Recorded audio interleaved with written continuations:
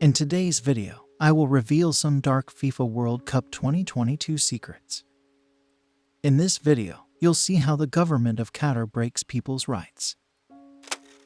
Zakir Naik has been invited to Qatar, where he will give religious lectures during the FIFA World Cup, and until the end of the 2022 FIFA World Cup. Women are not permitted to wear short dresses or even jeans and a t-shirt. They will be arrested if they wear these clothes in the city. Until the World Cup in 2022, only hijab is permitted in the entire city. Now let's get back to our main story. Qatar has promised to put on a show to remember for the 2022 FIFA World Cup, but there will be a price to pay when the show is over. Not only in terms of the massive financial outlay required to prepare the relatively small Middle Eastern country for the tens of thousands of fans expected to travel, but also in terms of what will become of the various new stadiums and facilities built specifically for the World Cup. When the tournament begins on November 21st, 8 different stadiums will host matches, but there are concerns about their long-term viability once the World Cup is over. Furthermore, Qatar has come under fire for its treatment of the thousands of migrant workers hired to build and repurpose the stadiums, with many allegations of companies withholding pay and confiscating workers' passports, as well as poor safety conditions. According to government figures, the Qatari government hired 30,000 migrant workers for the project, many of whom came from Bangladesh, India, Nepal, and the Philippines. According to a February 2021 report from The Guardian, up to 65 of those workers died during the construction of the World Cup facilities, based on data collected from embassies of various countries with citizens working in Qatar. Qatar has disputed this figure, claiming that only 37 fatalities occurred during construction, with 3 of them being work-related.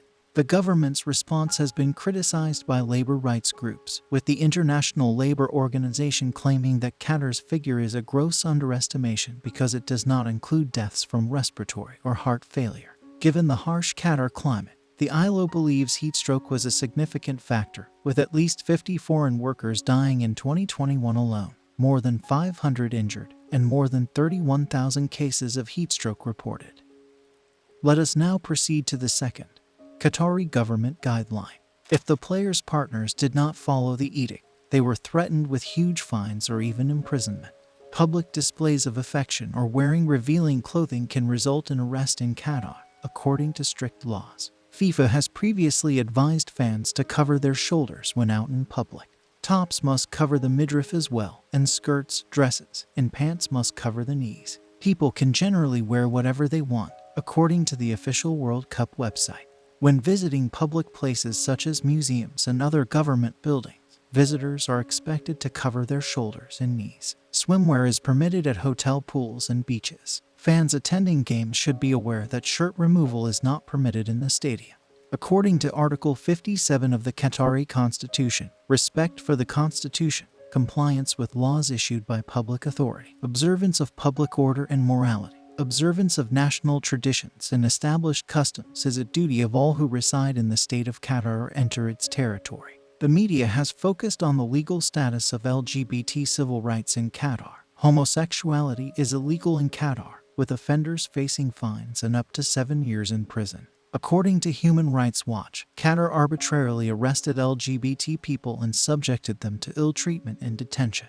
According to the Gay Times, there are no known cases of the death penalty being applied in Qatar for homosexuality. Sepp Blatter, FIFA president, initially stated, "I would say they should refrain from any sexual activity," but later added that, "We do not want any discrimination in FIFA 2022. What we want to do is make this game available to everyone and to all cultures, which is what we intend to do in 2022. Following rumors and allegations that Qatar would implement medical screening tests to detect and exclude homosexuals from entering the country. LGBT rights activist Peter Tatchell stated that FIFA now has no choice but to cancel the World Cup in Qatar. However, such a screening test does not exist. It was later revealed that this proposal originated in Kuwait, not Qatar. In January 2022, openly gay Australian footballer Josh Cavallo said he would support the World Cup being held in Qatar if it meant changing laws, calling the possibility a fantastic opportunity for the country. Now we'll look at the controversies about corruption. There have been allegations of bribery or corruption involving members of FIFA Executive Committee in the Qatar 2022 World Cup selection process. There have been numerous allegations of bribery between the Qatar Bid Committee and FIFA members and executives, some of whom have been recorded regretting the decision, including Theo Zwanziger and Sepp Blatter. In May 2011, allegations of corruption among FIFA senior officials cast doubt on the legitimacy of the World Cup in Qatar. According to then Vice President Jack Warner, an email about the possibility that Qatar bought the 2022 World Cup through bribery via Mohammed bin Hamad, president of the Asian Football Confederation at the time, has been made public. Qatari officials on the 2022 bid team have denied any wrongdoing. Qatar allegedly paid $1.5 million to several African officials, according to a whistleblower identified as Fidra Al-Majid. She later retracted her bribery claims, claiming she made them up to exact revenge on the Qatari bid team for letting her go. She also denied being pressed to retract her statement. FIFA confirmed receiving an email from her in which she retracted her statement. FIFA appointed Michael Garcia as its independent ethics investigator in 2014 to investigate bribery allegations against Qatar and Russia, the 2018 and 2022 World Cup hosts, respectively.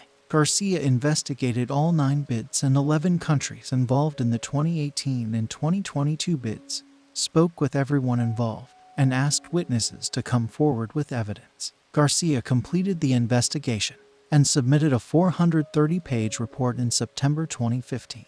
The FIFA governing body then appointed a German judge, Hans-Joachim Eckert, who reviewed the report and presented a 42-page summary 2 months later. According to the report, Qatar and Russia were cleared of bribery allegations because Qatar pulled Aspire into the orbit of the bid in significant ways but did not compromise the integrity of the overall bid process. In October 2022, it was announced that Paris had joined other French cities in boycotting the broadcast of the 2022 tournament due to concerns about migrant workers' rights and the tournament's environmental impact.